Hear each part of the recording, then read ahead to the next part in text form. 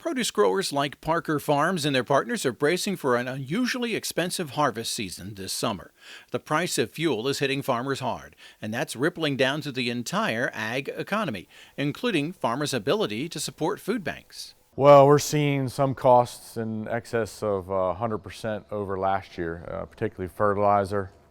Everybody kind of knows the fuel situation. Diesel doesn't get quite the press that gas does, but that's actually even gone up even more than gas has. So those are two huge input costs on the farm for us. The Parker family has been growing fresh produce for 40 years and has donated to food banks since the beginning. Joe Parker says it's been gratifying for him and his family. We were involved in the food bank because of the excess product in the field that we saw going to the waste. My family got involved in gleaning. That was the first big push that we did. But then as we started shipping a lot more product, we just had distressed product or product that was rejected, couldn't be used by the customer, and we started donating that product to the food banks.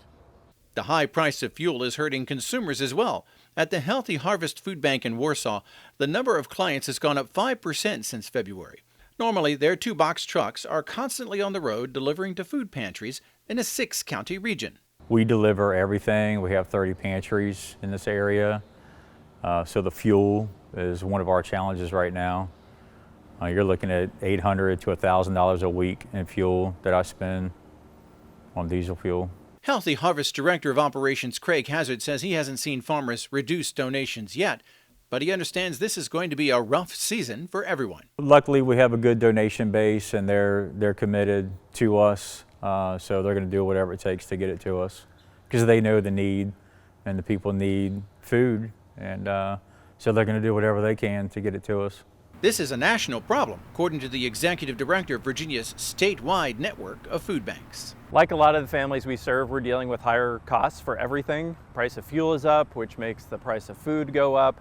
We're looking at food prices increasing well over 8%. Some staple grocery items are even as high as 20% higher than they were a year ago.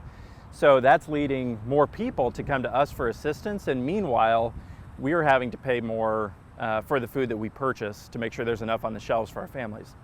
While food donations from individual consumers are always a vital part of their supply, Oliver says food banks are more like wholesale warehouses. As such, they depend on large donations from the U.S. Department of Agriculture, grocery chains, and food manufacturers for most of their staple goods.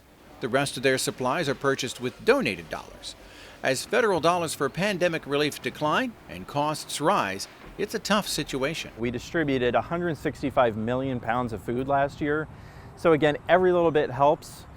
We especially need canned items. Some of that longer shelf-stable type of food has been harder to come by because people have been buying it so much more during the pandemic.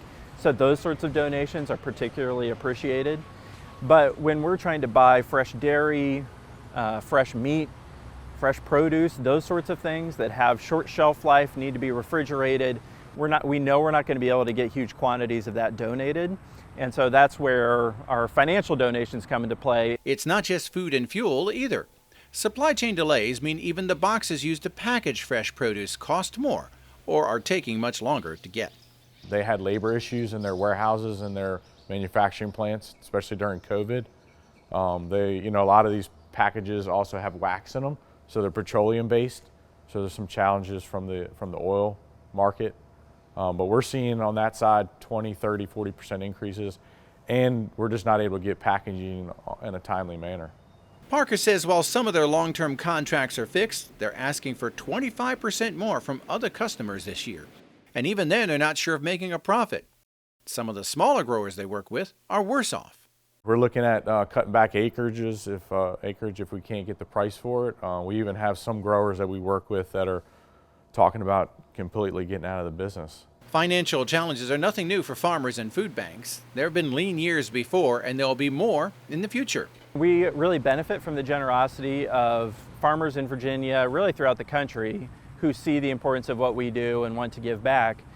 But they're facing uncertainty like the rest of us. And so as we continue to be in an unstable environment, they may not be in a position to donate or give quite as much as they were before. So that's certainly a concern as well. We're still going to try to glean. We still want to help them or get that distressed or rejected product to them.